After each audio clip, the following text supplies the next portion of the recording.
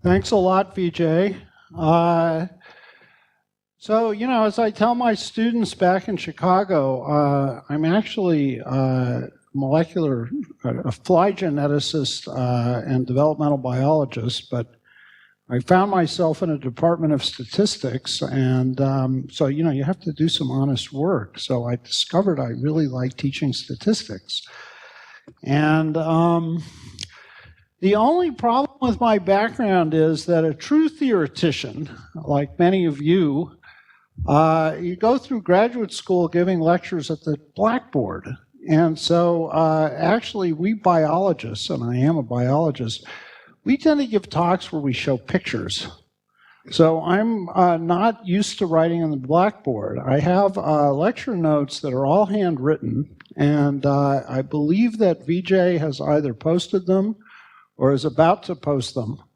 So you actually have complete notes for a whole quarter's worth of statistics. So I'm going to proceed on the board today in the hope that my handwriting isn't too awful and I don't break the chalk too frequently. And if that doesn't work, I'll go back to what I do in Chicago, which is basically scanning handwritten notes and showing them on the screen. But many of the students say they prefer chalk. So look, yes. Out here? Okay, well, you can see that. See, what was really attracting me was this vast expanse of blackboard, and I don't even have to worry about, pulling the boards up and down. So, the topic of all of my lectures is going to be inference. So, in the quantitative sciences, okay, not just the physical sciences, the physical and biological and social sciences, a lot of what you do is you have a model. And if you have a model, you're basically, your model is something about causes, and from them, you get effects. Now, in inference, you're trying to do the opposite. What you see in the world is effects.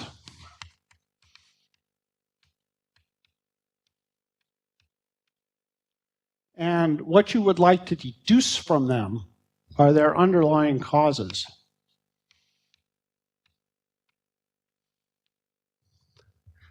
Now, in the course of these 3 lectures, what I'm going to talk about basic theoretical statistics. Okay, this is now kind of an old field. It was critically developed by people like Fisher and Rao.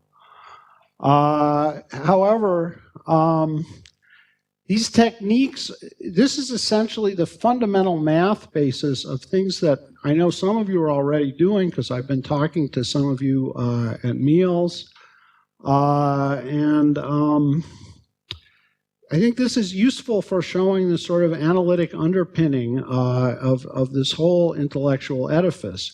Now, the theme of my lectures is going to be the following. Today I'm going to talk about Bayesian inference, where you're basically reasoning in a way that you should probabilistically, and you come out with an answer that is an entire probability distribution. And what's going to happen is, as these lectures progress, I'm going to restrict the nature of the answer more and more. And in some sense, what you'll see is that you get more and more out of it. So this is one of the paradoxical aspects of this, which is that really by giving something up, you gain something. So today I'll talk about Bayesian statistics, Bayesian inference, okay, where you were going to look at the full distribution. Okay, and then later we're going to restrict that distribution to a single point. That's maximum likelihood theory. And then finally we're going to that's a point that could be continuous, and finally we're going to restrict it even more, essentially to a binary answer. And that's going to be p-values and confidence intervals. Okay,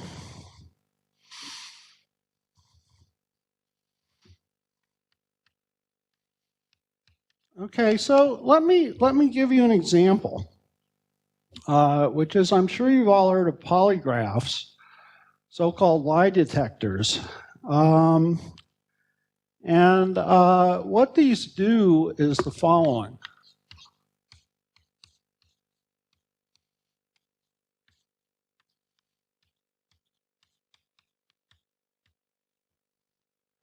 Various measurements are made, such as respiration, heart rate, sweat.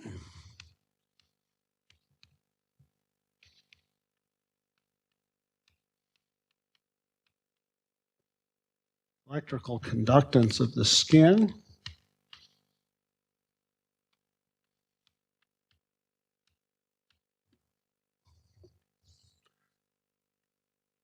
And these are all put together to make a score.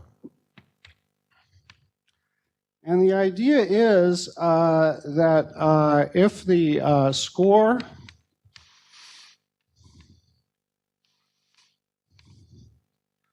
is greater than some threshold,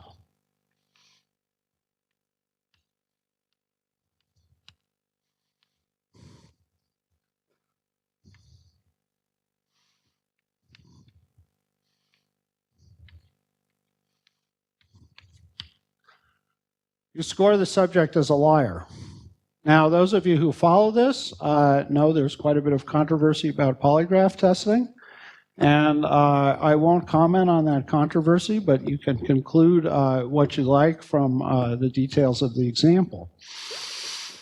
So sometimes this test is used for screening, like you're hiring someone for your super secret organization, and you want to see if they're reliable. Okay, and sometimes it's used for investigating specific cases, where you know someone's been leaking secrets from your super secret organization and you want to know who. Maybe you have some suspects.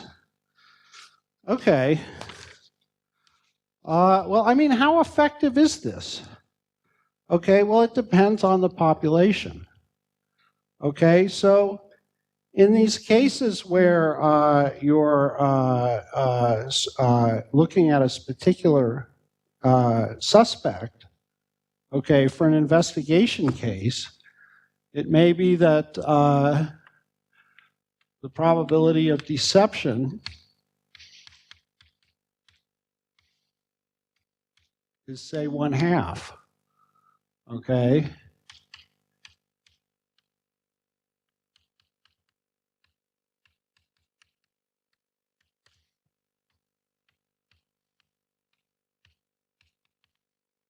But for screening, it may be that the probability of deception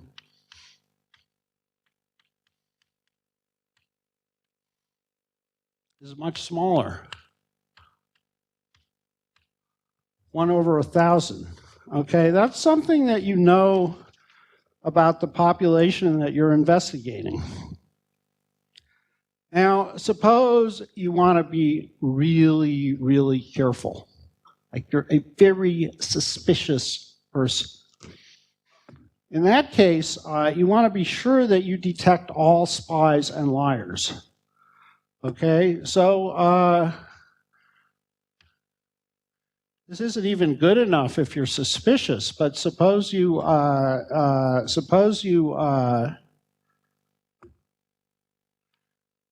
set the threshold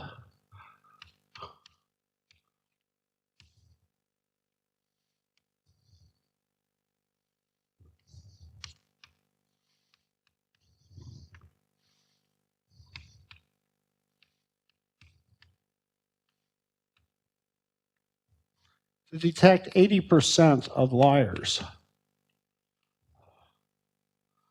Okay, well, what results might you get in that case? Okay, so suppose you have an 80% threshold,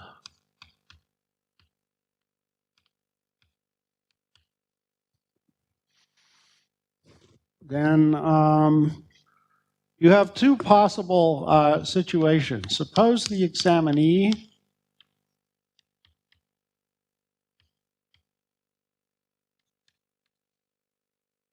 is a spy. Okay, suppose the true condition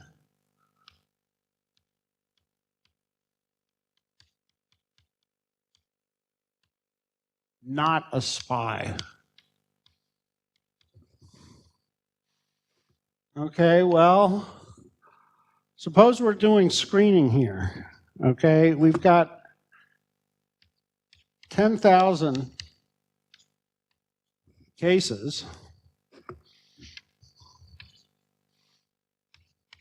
total,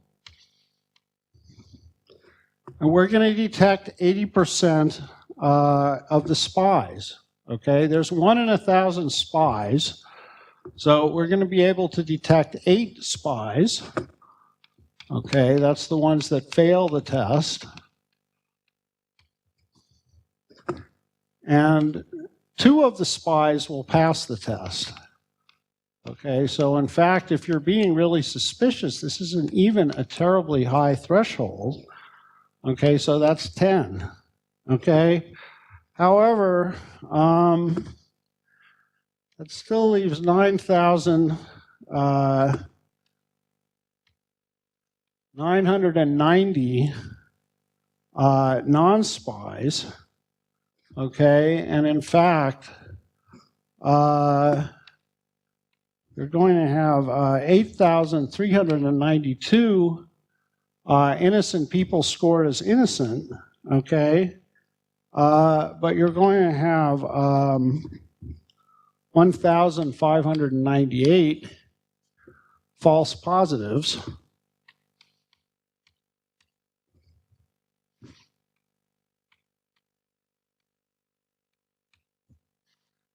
Okay, now if the detection threshold is set to greatly reduce the false positives, okay, because you've just ruined the lives of a bunch of innocent people who aren't spies but have been so scored by your test,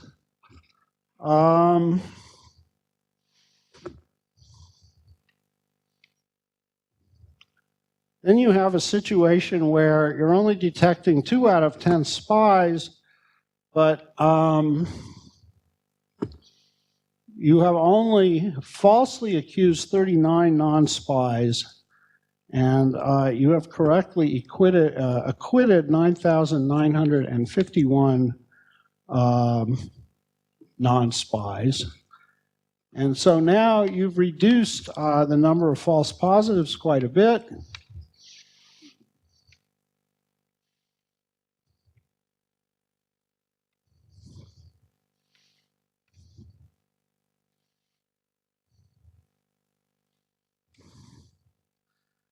And so this exposes a fundamental duality that is characteristic of statistical inference, okay? And this will be coming up again and again and again in my next few lectures, which is the harder you work to get all the true positives, the more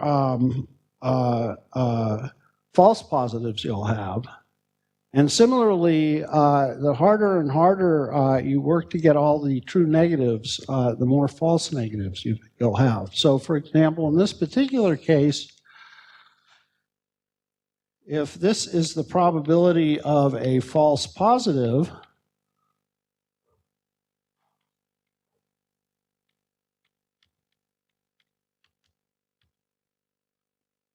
and this is the probability of a false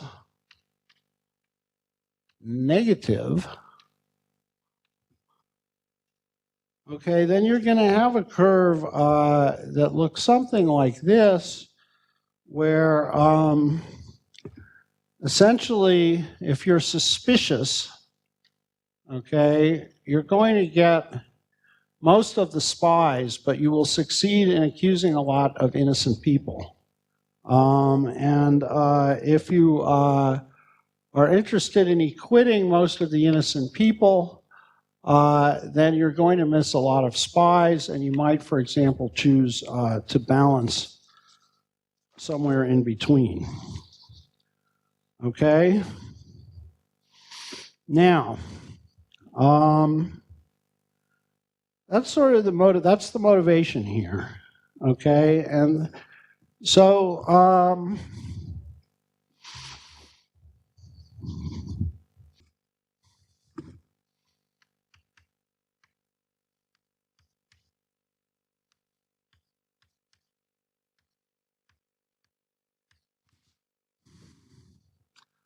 okay, so this is really the consequence of a relationship that I think Vijay talked about that is deceptively simple. Okay, so recall the definition of a conditional probability. Okay,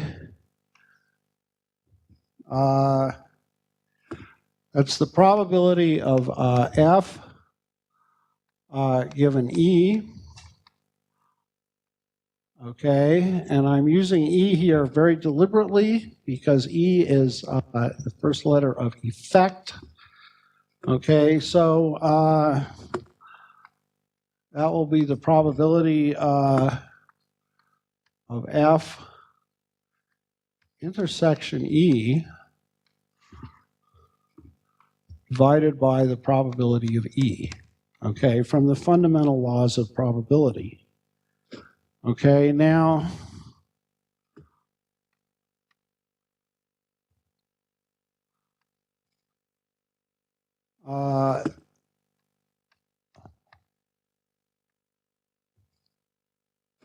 the probability of E given F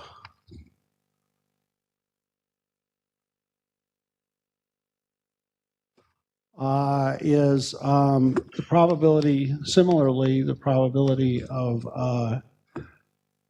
E intersection F divided by the probability of F.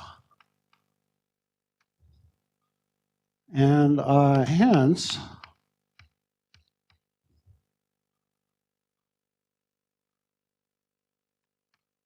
the probability of F given E times the probability of E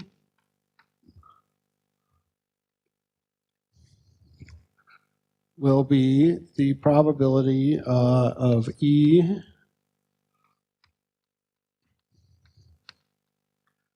given F times the probability of F, okay, which just falls right out of that. Okay, and so consequently, we've now succeeded in reversing by dividing by the probability of F. We can write the probability of E given F is the probability of F given E times the probability of E divided by the probability of F. Okay, so the key point here is we want to reverse the conditional probabilities. Okay, this is the essence of the duality that I brought up to you about the difference between deduction and inference. Okay, here we have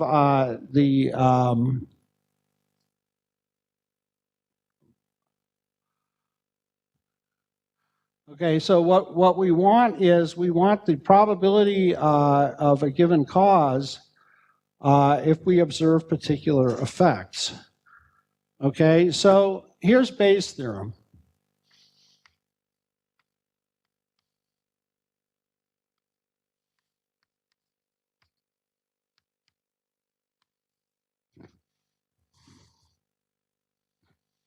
Okay, our hypothesis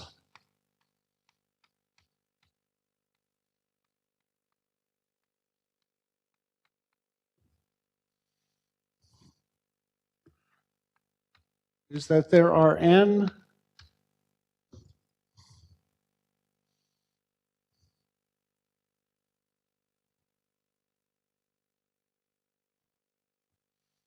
I'm sorry, I kept saying that E meant effect. E is the cause. There are n possible causes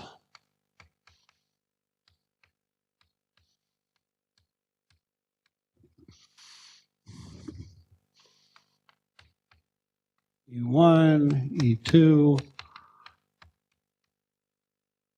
to En.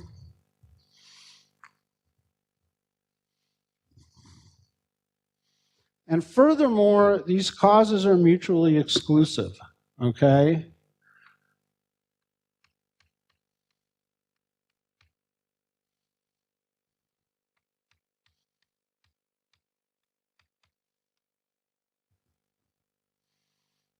Okay, so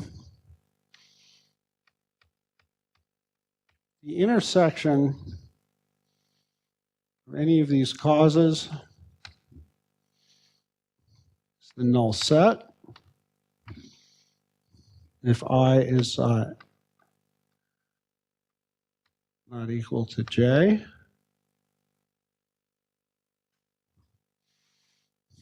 And furthermore, we also assume that the causes are exhaustive.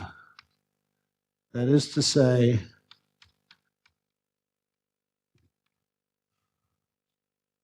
that the total set of events is the union of all the E sub I. Okay, now, if we know the a priori probabilities,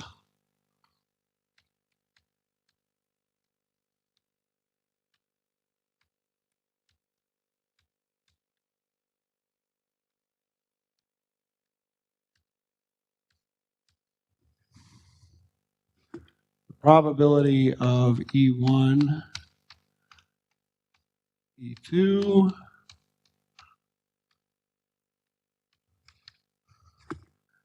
and so on up to E sub n. Okay, and we know the observed effects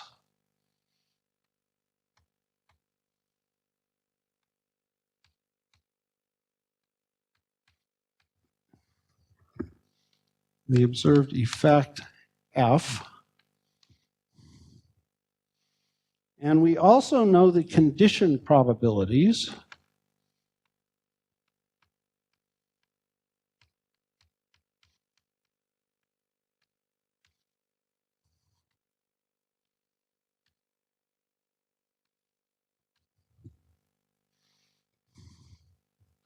That is to say, the probability that we'll see the effect given the cause E1, probability we'll see the effect given the cause E2,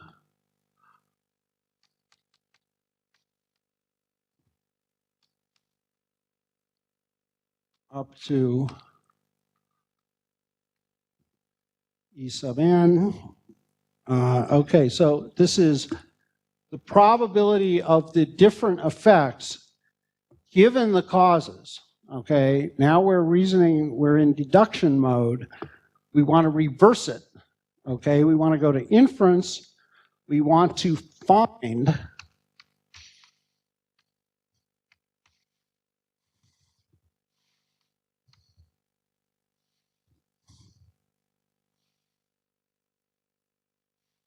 the probability of each cause given the effect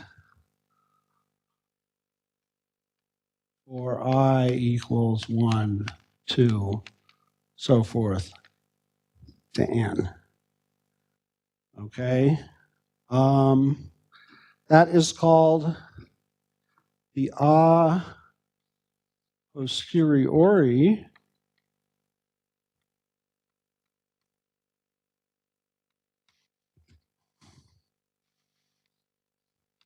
probability of cause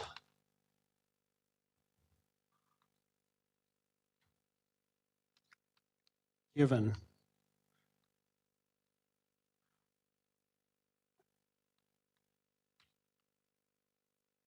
effect.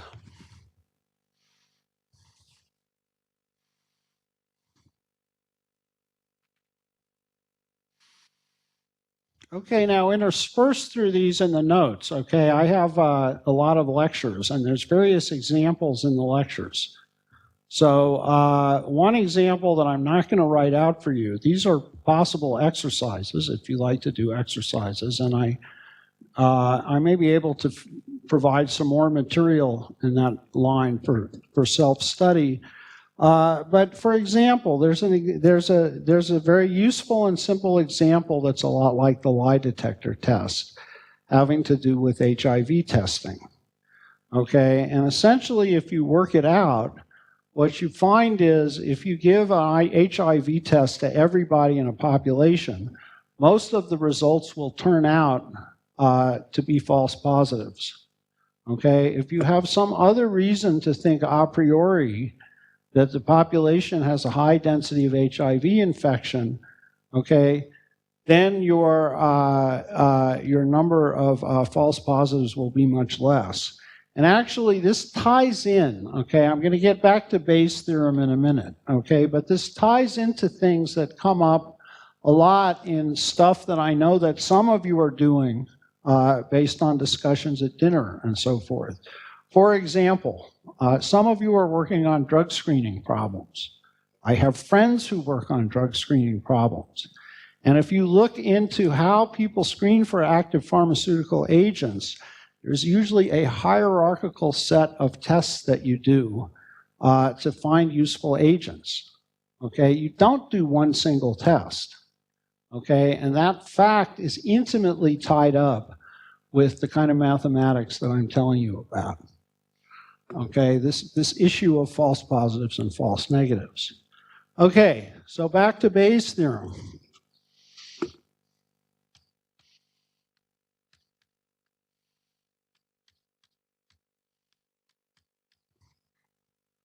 Okay, we have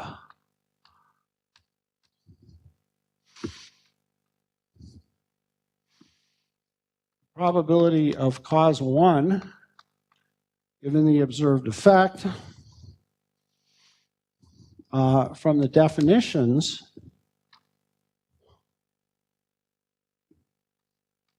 can be written as the probability of F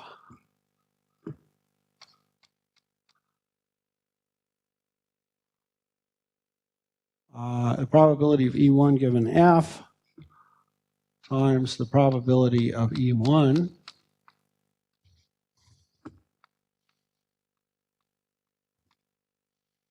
divided by the probability of F. Okay, but we need the probability of F. Well, what is F? Well, actually we know something very important from the board immediately at the left, okay, which is the set of causes is exhaustive. Okay, and furthermore, it's they're exhaustive and mutually exclusive, okay, by assumption, okay.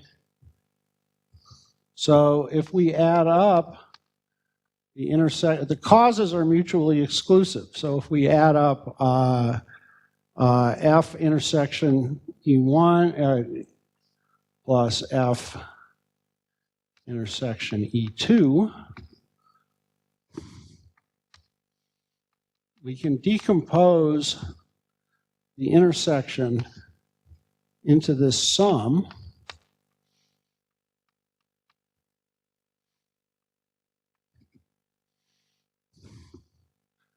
Okay, and so the probability of F by the laws of probability is simply going to be the probability of F intersection E1 plus the probability of F intersection E2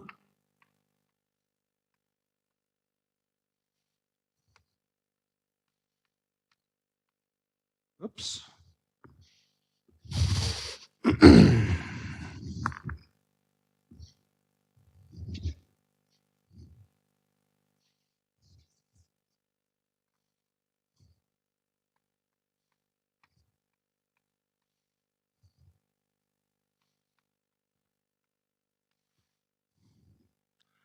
Okay, and we know that because the causes are assumed to be mutually exclusive, and the laws of probability say that we can make this transition from the exclusiveness of the sets to the exclusiveness of the probabilities. Okay, and so we can rewrite this in terms of by the fundamental laws of probability. We can rewrite this in terms of the conditional probabilities. Each one of these terms becomes P of F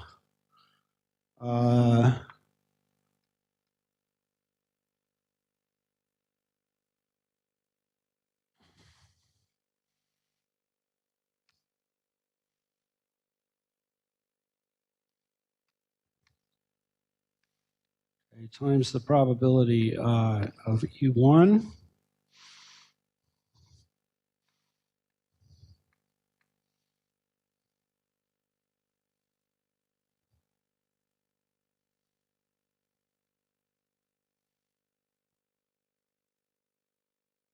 plus the probability of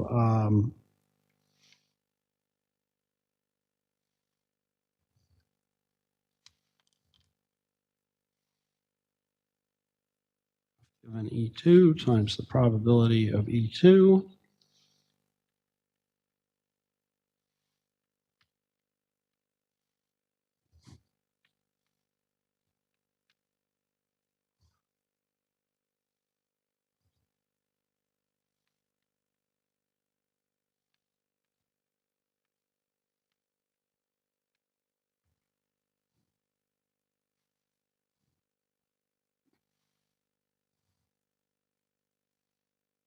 okay, and that's going to be equal to the sum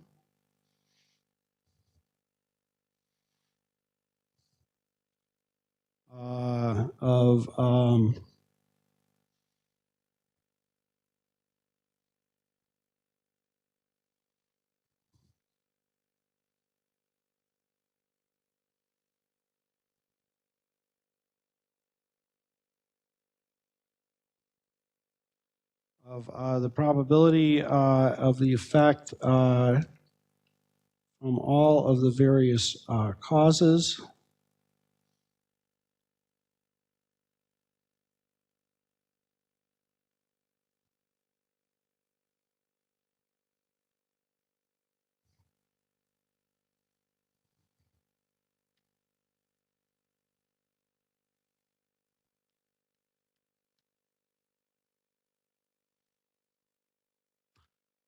Okay, so the theorem is the following.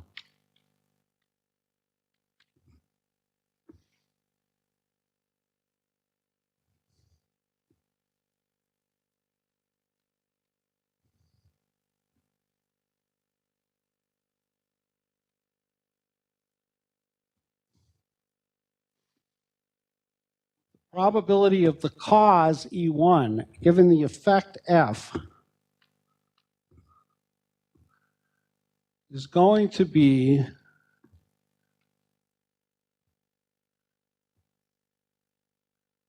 the probability, the probability of the cause E1 given the effect F, I forget which thing I said, okay, is the probability of the effect given the cause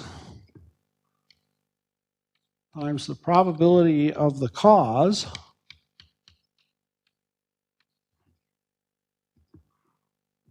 okay, now we wanted P of F, okay, the probability of the effect, okay, we've written that as this sum, so we can put the sum in underneath in the denominator.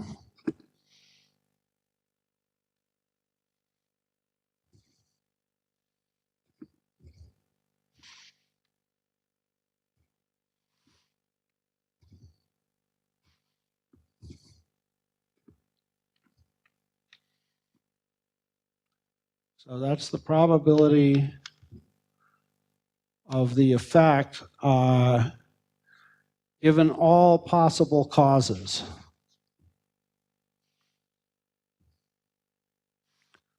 Okay. So that's Bayes' theorem. And if you're interested in working out a very elementary example for yourself, okay, having to do with HIV, okay, there's two kinds of effects.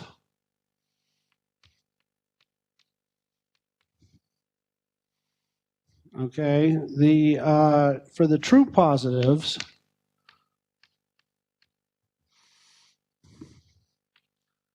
suppose E1 is the probability of being infected.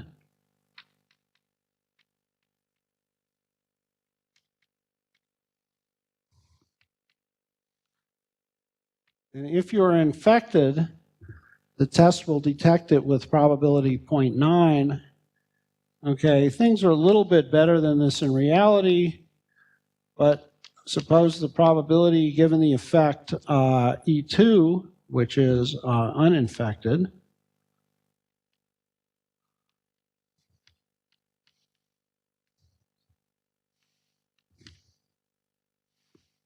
okay, equals 0.2. Okay, in real life it's a little bit less than 0.2, but essentially it's a pretty elementary computation using this formula to convince yourself that if you scan a population in which most people are not infected, most of the positive results you'll get on the test are going to be false positives. Okay, so the prior situation is going to affect the quality of your answer. Okay, and if you think about it, this is just common sense. Okay, and for those of you who've seen statistics before, okay, one of the points that, you know, I'm sure this isn't true of you, but one often runs into people who learn statistics as a mechanical set of operations. You think, oh, we did a statistical test on this, we got some p-value, I'll tell you what those are in a few lectures. Okay, this is like a magical incantation. Okay, but it's not like that. You never get something from nothing. Okay, and the best you can do with statistics is squeeze out the last possible drop of information from the data that you have. But once you've squeezed out the last possible drop, there isn't any more there. Okay, there is an amusing example in the notes that I won't talk about because having to do with a piece of ancient American history, the O.J. Simpson trial, and some rather amusing statements by lawyers. But you can entertain yourself with that on your own. What I actually want to do now is take a small digression. I think I'm still doing okay in time, and I get to give 3 lectures. So if for some reason I include too much in this lecture, I have chances to compensate for it later.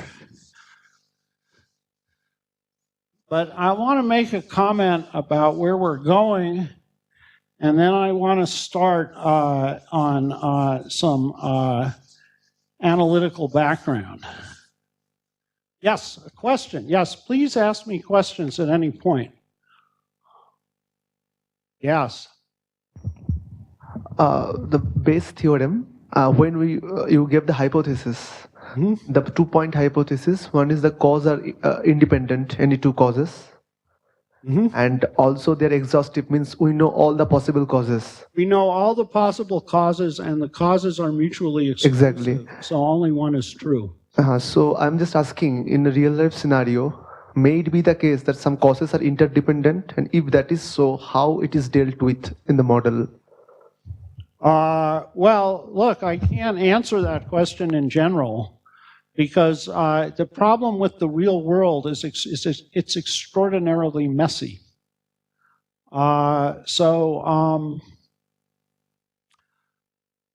Essentially, I will proceed partly along the lines that you're asking, okay?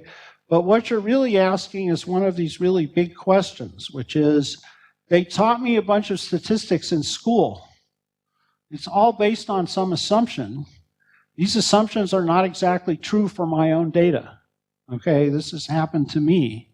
So for example, I used to resist statistical treatment of my data because most of classical statistics is based on the observations being normally distributed. That's not always true, okay? It actually turns out that that can trip you up, but it trips you up a lot less often than you would think, okay? So essentially, I'm proceeding through the simple examples here, okay? I'll get to a certain point. This is just the elementary basis, okay? But the reason it's important to understand these simple cases is that the actual cases you're going to deal with are not going to fit so well into this, but you need to know where it comes from. Okay, and actually that amplifies on a passing comment that I was going to make, which is, in reality, one of the difficulties of applying Bayes' theorem is this denominator. Okay, this denominator is an exhaustive set of all the possible causes and what the probabilities of the effects are. Okay, in real life, this is very hard to calculate. So I'm about to give you some examples where you can actually work it out analytically. Okay, so for many years, there's almost a religious split among statisticians, not among the good ones, because I understand you need both between Bayesians and non-Bayesians. But for a long time before there were big computers, it was actually really hard to solve this except for special analytical cases, which I'm going to give you an example because it's very conceptually clarifying. Okay, but one of the reasons why you should pay careful attention to this, even if none of your actual data is suitable for these analytic methods, is now we have computers. Okay, I know everyone here does lots of computation. I certainly do. Okay, and so in real applications, what you're going to be doing is trying to get this denominator computationally. And that's made Bayesian methods very, very important, definitely very important in genomics.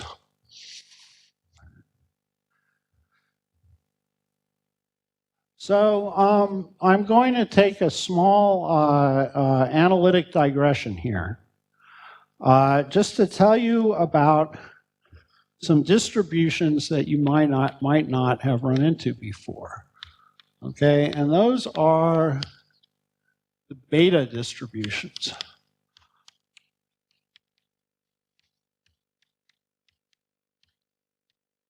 And please continue to interrupt me with questions whenever they pop into your mind. Okay, now, actually we need something else.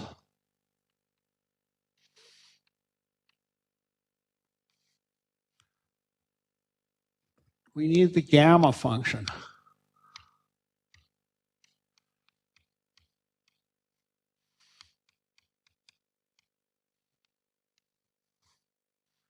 Okay, so the gamma function is defined as follows. Gamma of A is the integral from 0 to infinity of x to the a minus 1 times e to the minus x dx. And this is just a generalization of the idea of a factorial. I'm sure many of you know this stuff already. To non-integers, okay? And for integers,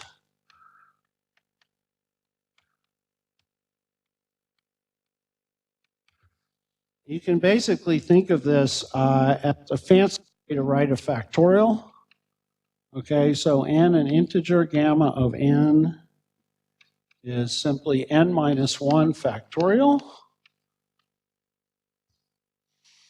Okay, and you all know what that is.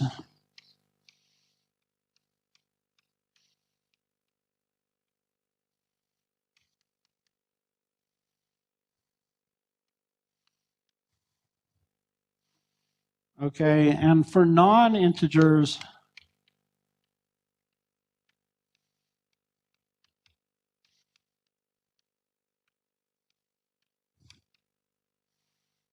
it still has the factorial property, which is that gamma of A is equal to gamma of A minus 1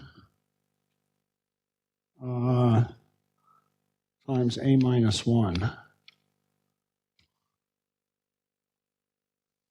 Okay, so gamma of A is simply A minus 1 factorial. Okay, and we're going to need it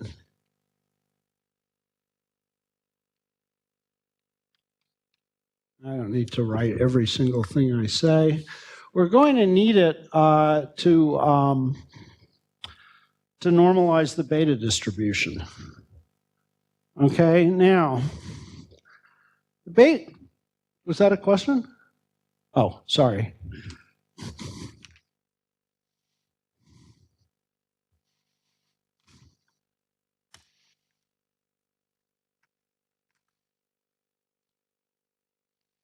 Okay, so if you're working statistics problems analytically, the beta distribution is remarkably handy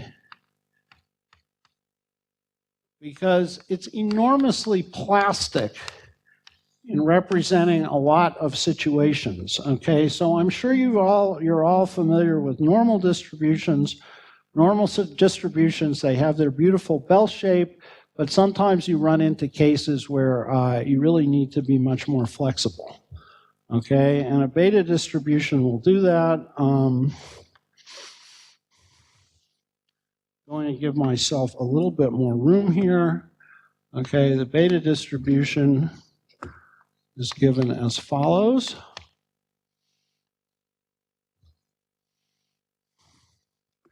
It's defined to be gamma of alpha plus beta over gamma of alpha times gamma of beta times x to the alpha minus 1 times 1 minus x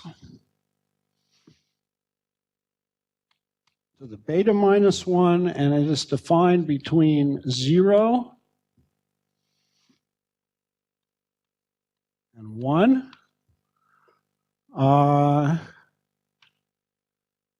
Where it's non-zero and 0 otherwise.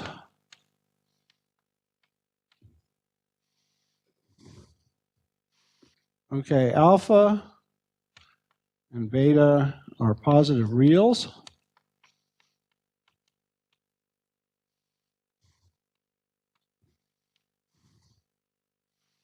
Okay, they can be integers, but they don't have to be. And if we're talking about it as a distribution, you could write this as f sub x of x. And as I'm sure Vijay mentioned in all of these notes, and when I write stuff on the board, Capital X is a random variable. The lowercase is a possible realization.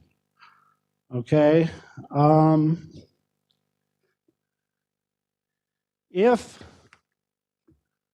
alpha and beta are integers, and we're going to need this a little bit down the line. Let me clear some real estate here. And don't worry about the death of Bayes' theorem by the eraser, because what was written in set theory will come back on the board, written in continuous distributions in due course. Okay? So one thing that will be important down the road is that if alpha and beta are integers, I don't usually do this to my students, but I'll pretend I'm a mathematician for a moment and use the z.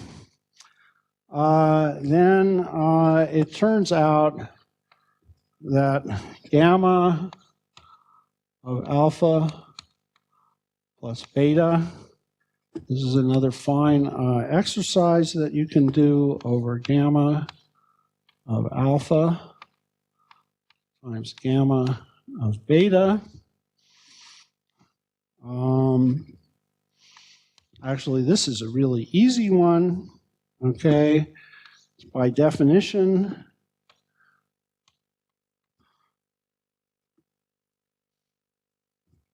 in fact, it turns out this is not an exercise. I will work it out for you. Okay, by definition, gamma of alpha plus beta equals alpha plus beta minus 1 factorial over alpha minus 1 factorial times beta minus 1 factorial, okay, from the definition of the gamma function. Okay, now if we then take out a factor of alpha plus beta minus 1 from the top, that's going to be alpha plus beta minus 2 factorial times alpha plus beta minus 1.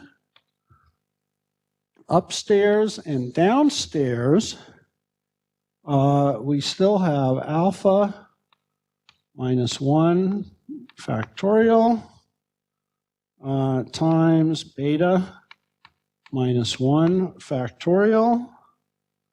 Okay, but lo and behold, okay, having now written alpha plus beta minus 2 factorial on top, we have alpha minus 1, beta minus 1. Some of you were no doubt thinking, why is this guy so slow? Actually, that is alpha plus beta minus 2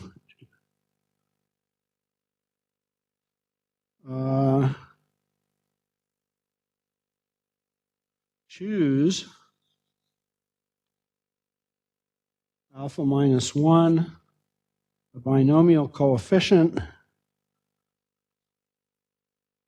times alpha plus beta minus 1. Okay, now you may be wondering, why am I doing this? Okay, well, the reason I'm doing it is because I'm going to make a connection with the binomial distribution, where n choose k plays an important part. And if you haven't seen the beta distribution, okay, I wanted to be sure to introduce you to it.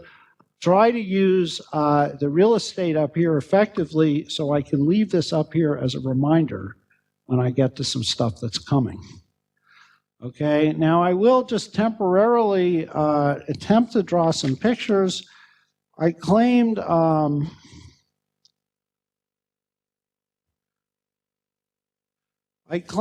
the beta distribution was very plastic. Okay, now it's called the beta distribution because it's not important actually. You can look at the notes for this sort of background. Okay, the thing the thing that I just want to tell, I claim that it was a very plastic distribution. I'm really, really bad at drawing pictures on the board. But for example, you can get all sorts of distributions from a beta distribution, okay? So remember, it's defined between 0 and 1. You can get very skewed things. This is roughly what alpha equals 3, beta equals 2 looks like. If alpha and beta are equal, you get a symmetric distribution. That's alpha equals beta equals 3. Oh, here's a very handy one. In these symmetric cases, suppose alpha equals beta equals 1. Aha! You get a uniform distribution between 0 and 1. And you can get all kinds of other things, okay? They can skew in other directions. As alpha and beta get high, okay, for example, if alpha equals beta equals 10, you get a very sharply peaked distribution that looks like normal. Okay. Now I see that I need to pick up the pace a little bit.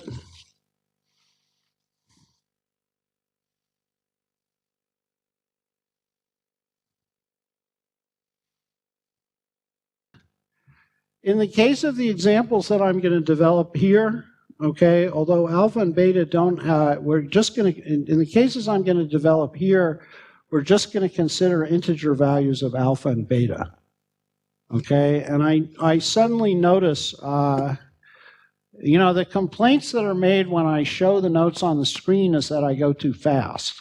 Okay, and I want to continue now because I'm suddenly realizing I only have 30 minutes left. So we're not going to consider the cases where alpha and beta are not integers today. Okay.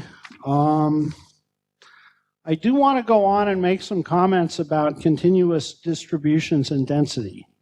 Okay, so what I'm going to do is, why did I develop all this stuff about the beta function? Okay, so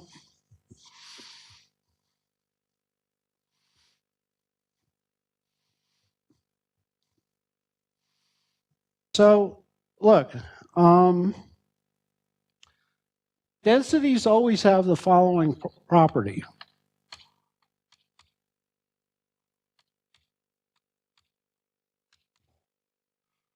Okay, so I'm sure you've seen normal, okay, exponential,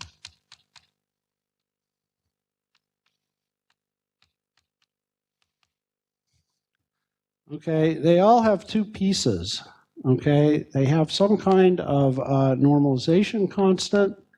Case of normal, it's 1 over the square root of 2 pi times e to the minus x squared over 2 for a simple case of the normal. Okay, for an exponential,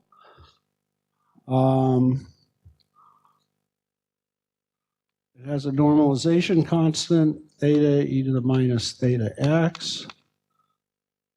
Okay, beta, we just talked about. It's gamma of alpha plus beta over gamma of alpha, gamma of beta times x to the alpha minus 1, 1 minus x to the beta minus 1, okay? And so in each case, it's a constant times some function of x,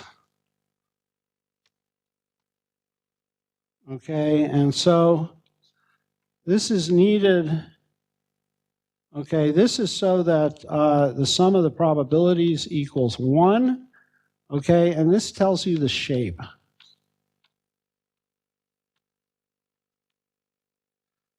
Okay, so if you want to calculate an actual probability, you need both parts. Okay, now I've alluded to the fact that doing these normals by integration can be kind of tricky. Okay, but if you see something that has the form some constant times x to the alpha minus 1 times 1 minus x to the beta minus 1, you know that it's a beta distribution. Okay, if you see this, you know it's a normal distribution. Okay, and this turns out to help you quite a bit in working problems. Okay, so recall Bayes' theorem. Okay, here is Bayes' theorem. These E sub i's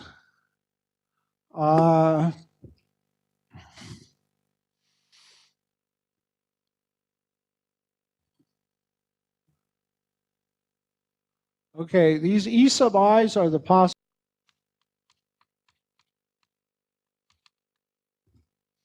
Okay, these are the causes, or the states of nature.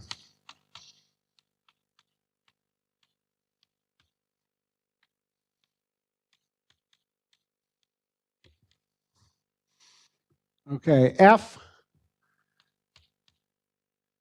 is the effect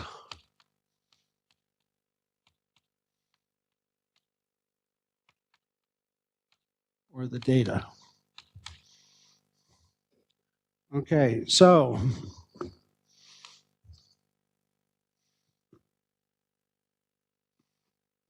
probability of a cause I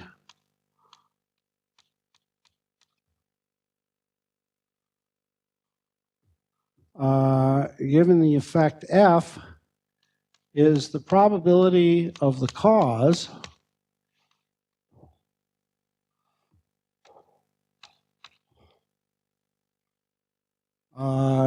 times the probability of the effect given that cause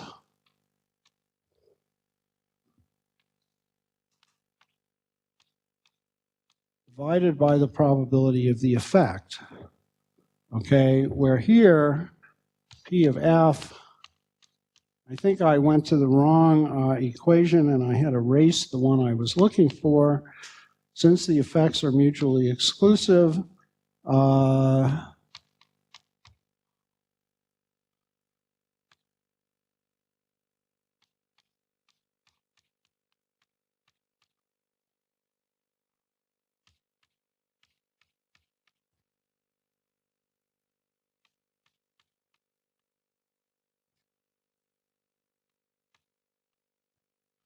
okay, now, oh, thank you. Yes, and please do not hesitate to correct my mistakes. I always encourage the students, my written notes have sometimes had typos. And actually, some of my best students are the ones who send me emails and I correct them. Okay, but I want to make a very important point here. Okay, from this, okay, you can multiply out to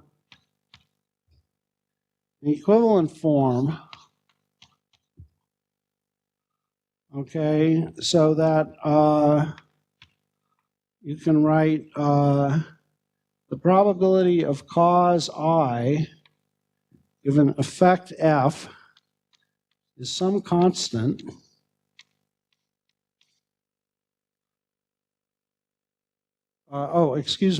is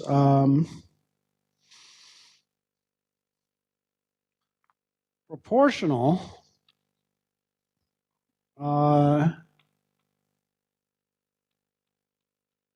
to the probability of E sub I, okay, this comes from that equation up there, times the probability of the effect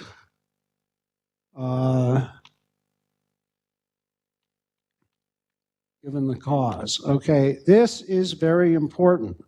Okay, this probability distribution, okay, the probability of the cause given the effect is called the posterior.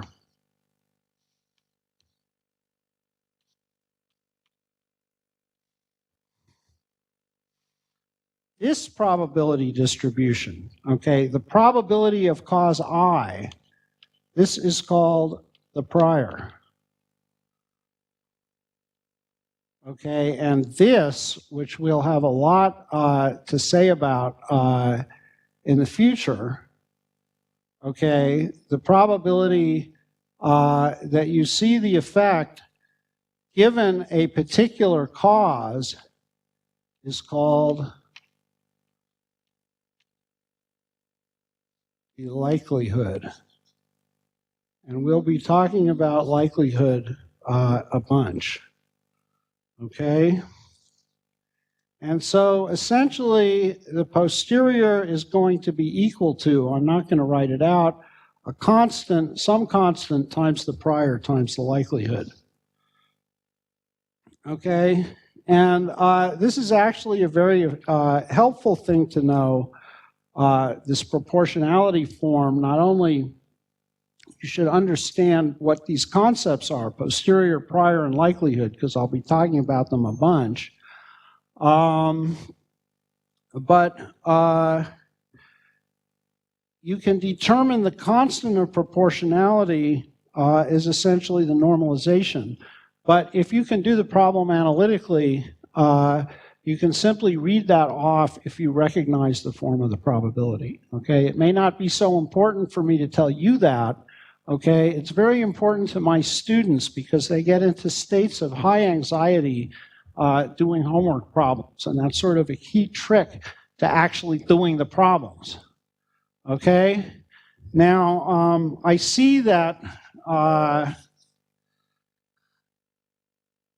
Okay, I see that I am not as far as I want to get, but I think I can actually at least write Bayes' theorem in terms of densities, and then let me think and see, given the time, whether I can do the example that I was hoping to do that will make use of the beta function. Okay?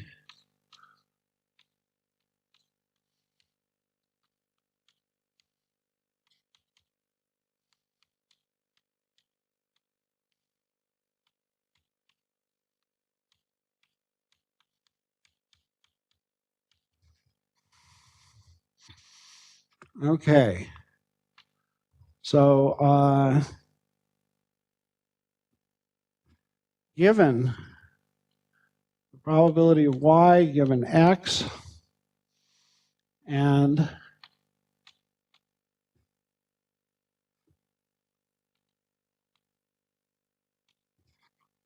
marginal probability of y, okay, y is cause, x is effect,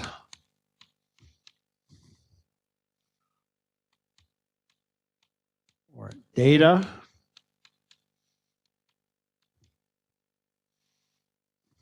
okay, it's the same proof as in the discrete case, but as usual with a couple of integrals. Okay, f of y given x by the fundamental law of probability is the joint distribution of x and y divided by the marginal distribution of x. Okay, and of course what we want to do is reverse this condition. Okay, so the probability of x given y, oh, excuse me. we do want to reverse the conditional, but actually what we want to do is remember that we can write the joint distribution of x and y as the conditional of x given y times the marginal of y. And so, as we did in the discrete case, now we can reverse the conditions. Okay, so the probability of x given y is just going to be the probability, pardon me, I meant to say probability of y given x is going to be the probability of x given y, okay, as we have up there, times the marginal of y divided by the marginal of x, okay, which is evident by inspecting the previous lines, okay, but we know something else, okay? We also know that this conditional probability of y given x has the property that its integral from minus infinity to infinity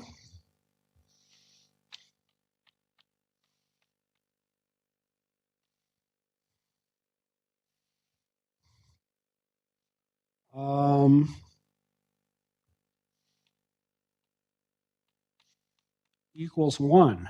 Okay, so that has the consequence that the integral of this from minus infinity to infinity f of x given y times the marginal of y divided by the marginal of x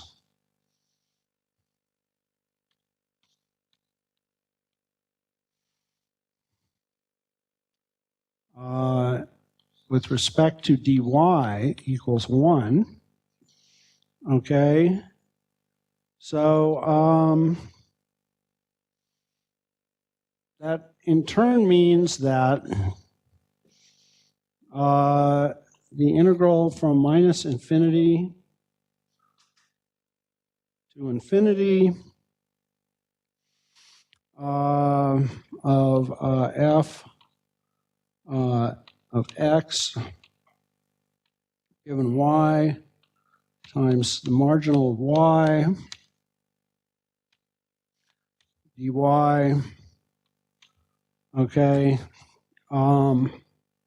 is simply the marginal of x, okay? Notice that we can do this because over here we're integrating with respect to y, and this is just a function of x, okay? So it's a constant, okay? Because, what we've got here is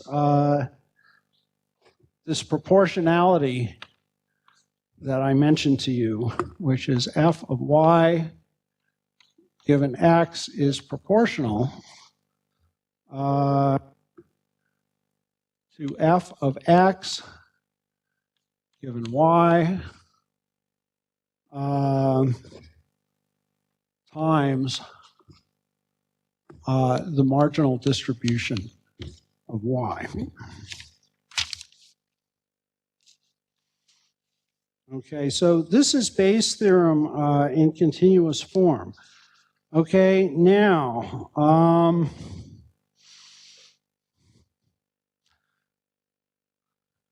I see that we have solved the problem that showing these lecture notes on screens causes me to go too fast, okay? because I'm like looking at my watch and I'm seeing that it's 10 minutes to 11. So this is good experience for me at the board. But what this means is that we're missing an example, okay? And let me tell you the nature of the example. And I want to use, these are 10 minutes that if I was talking about my research stuff and sort of frontier level things, as I'll do next week, we'd have questions, okay? But this time, I want to just make a fundamental conceptual point, okay? So let me tell you, I see I spent maybe too much time on the beta distribution. So let me tell you the moral of the story in outline, okay? And you can go read about it in the notes yourself, okay? If you go work out a problem where, for example, you're doing polling results, for example, for some political candidate, okay, the distribution that controls your experiment is going to be a binomial distribution. And if you set your prior, well, you might initially, where you look at the example, initially I worked the example for a uniform prior. That is to say, you have no idea what the electorate is going to do, and you go around door to door. You know, I have to confess, I change these notes every year.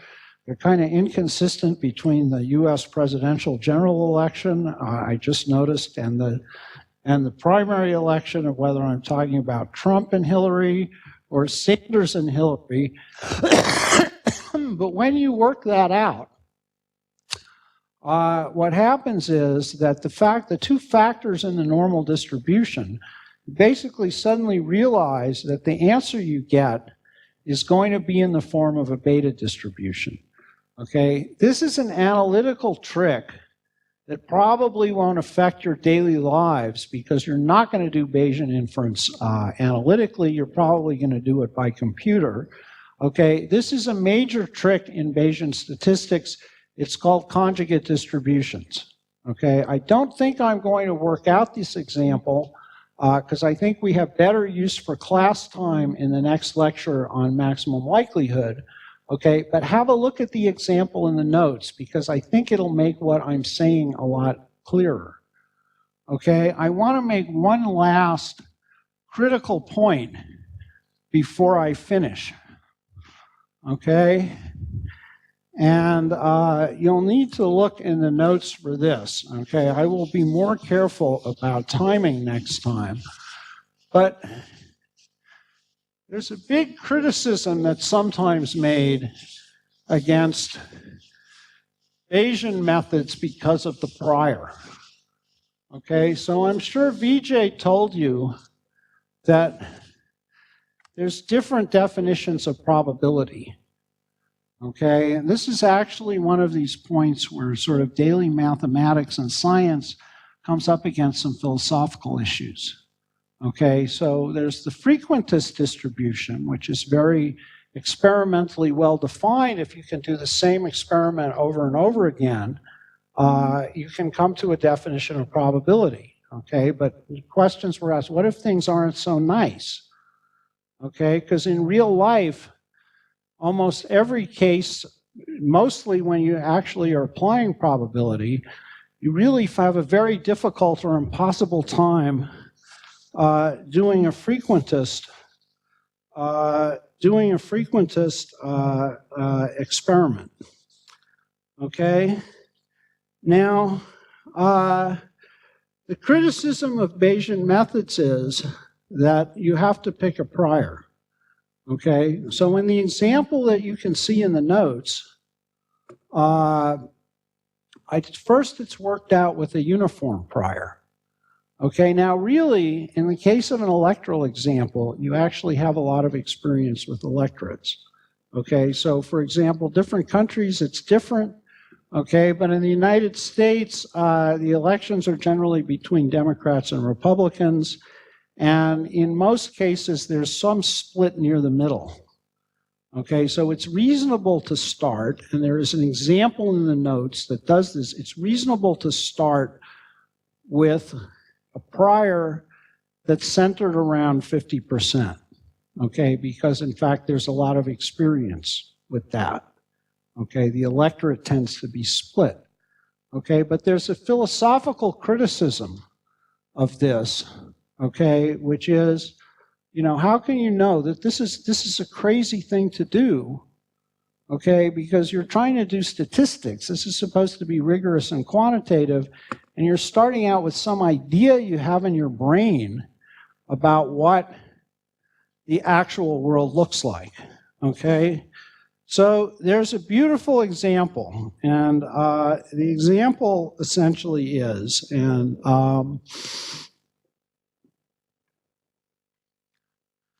oops, I really wanted to give this example, and I'm not going to be able to do it now. So I'm going to have to outline it and urge you to look at the notes, okay? And this is, you need the beta distribution to do it, okay? And that is Bayes' billiard table.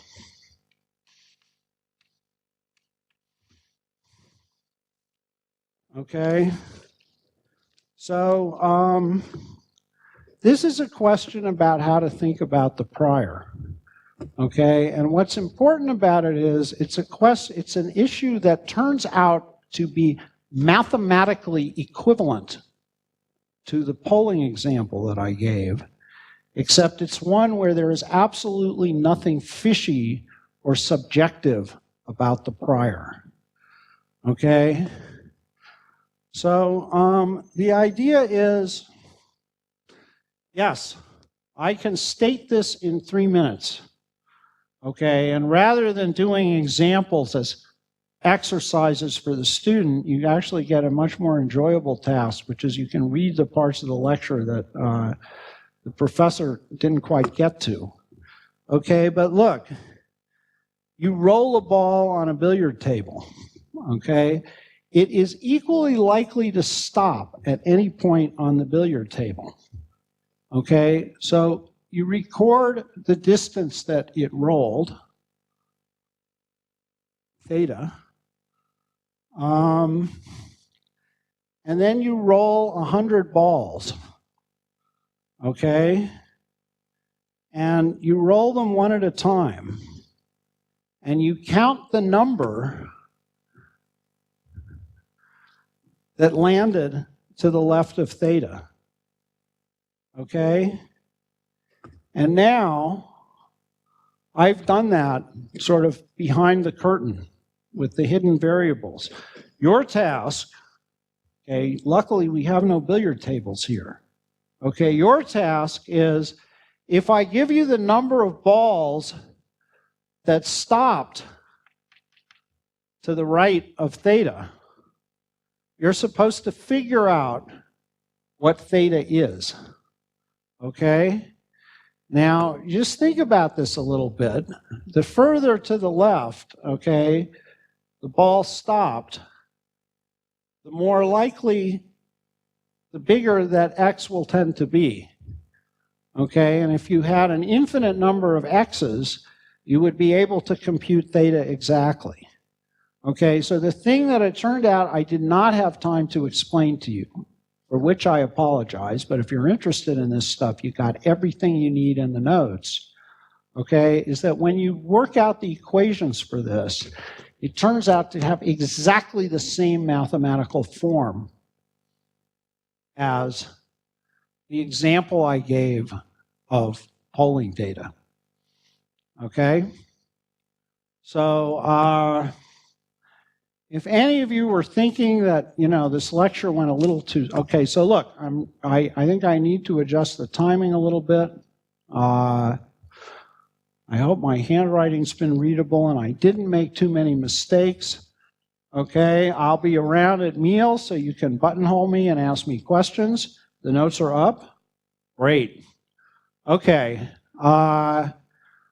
so next time, tomorrow, I'll continue with maximum likelihood. And what that will show you is, instead of getting a distribution at the very end, we're going to get a single number, but it will be a random variable. And it turns out that you can actually get much more useful and beautiful results by that technique. Thank you very much.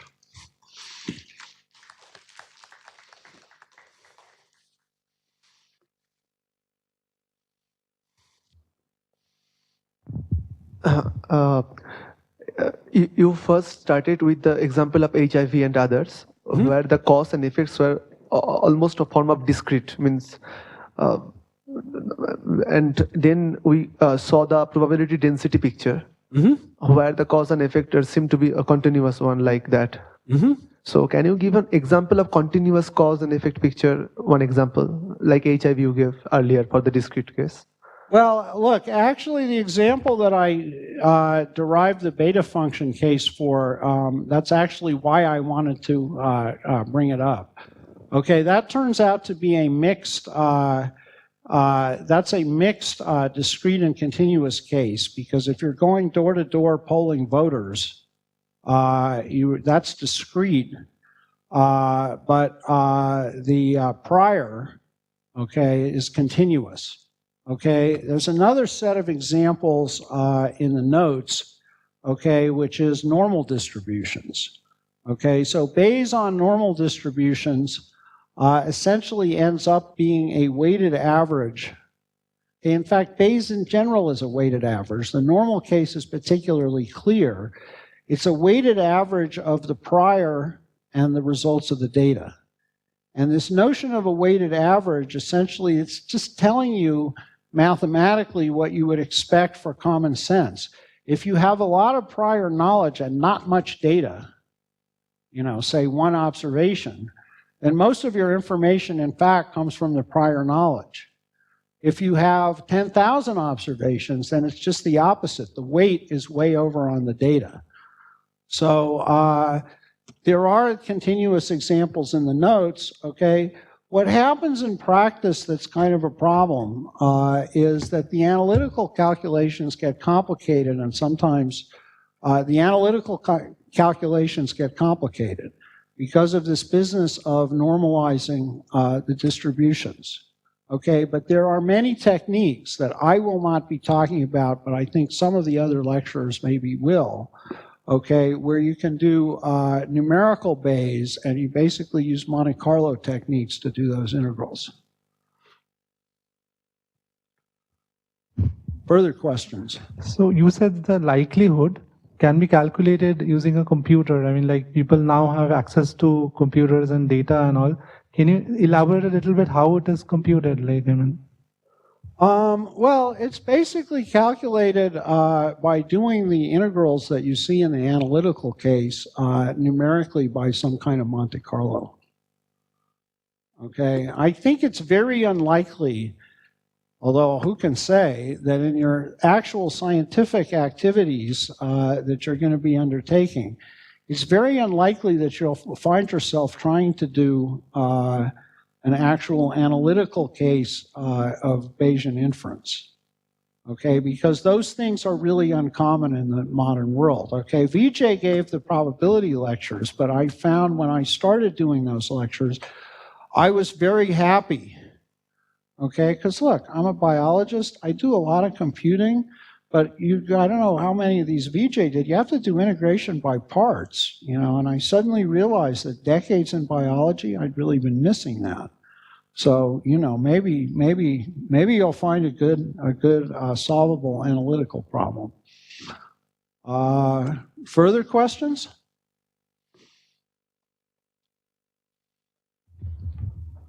Fortunatus. Sir, thank you. So I'm just wondering, because if one, for instance, takes activity of, let's say, anti-cancer drugs. Of? Anti-cancer drugs. Oh, yeah, okay. Against, let's say, Drosophila, for instance. I don't know why you'd be asking me about those kinds of drugs. No, the problem is this. I want to see if one has identified all the possible causes of a particular disease, let's say cancer, and has tested a particular drug against them, and then has gotten some data and the causes. Whether we can use these mathematical equation and implement them maybe into a program that can allow prediction of activity of these of similar drugs. Yes. Okay, so you're actually asking a very, very deep question, okay? Because what you're asking touches on fundamental knowledge of the physical world, okay? So for example, a lot of these these fundamental things about probability and statistics, they were basically worked out by people who wanted to figure out the best way to bet in gambling games. And as such, they start from very discrete cases where, in fact, you can look at all the possibilities. You know, if you roll the dice, there's only 6 ways that a single die can come up. Okay, but when you ask a question, for example, about possible causes of cancer, okay, this is not something that you can solve through statistics alone. Okay, what is beautiful about statistics is it is the most general possible way which you can apply mathematics to data and observations that you see in the world. Okay, the most general. But it is generally true throughout natural science that you pay a price for excessive generality. If you're extremely general, the less you can say about specific cases. Okay, so for example, if you wanted to know all the possible causes of cancer, you would need to have on hand a complete theory of the regulation of cell growth. And to have a complete theory of the regulation of cell growth, you would need a complete theory of cellular physiology. Okay? So there you come up against a fundamental problem. Okay, so the point is, it's not like any of the things that you're going to learn in this class are magic bullets. Okay, that you can do an invocation and solve a problem. You basically have lots of problem-solving tools at your disposal, and then given your particular problem, okay, of which presumably you know the most about because you're an expert in it, you have to take these various tools and do the best you can with it. Okay? You know, in fact, when I was, getting my PhD, this was during a very anti-mathematical epoch in the history of molecular biology. And, basically the kind of thing I absorbed from my professors, I don't like to say this to my statistics classes, was if you need statistics to interpret the result of your experiment, you should do a better experiment. And that's actually true, okay? But sometimes you can't do a better experiment. You need to extract the last drop of information, and you use statistics. So that's not an answer to your question. It's just sort of saying, yeah, you proceed as far as you can with the stuff that's been worked out, and then you create new science to solve the remaining problems. More? Okay, if not, let's thank John for a nice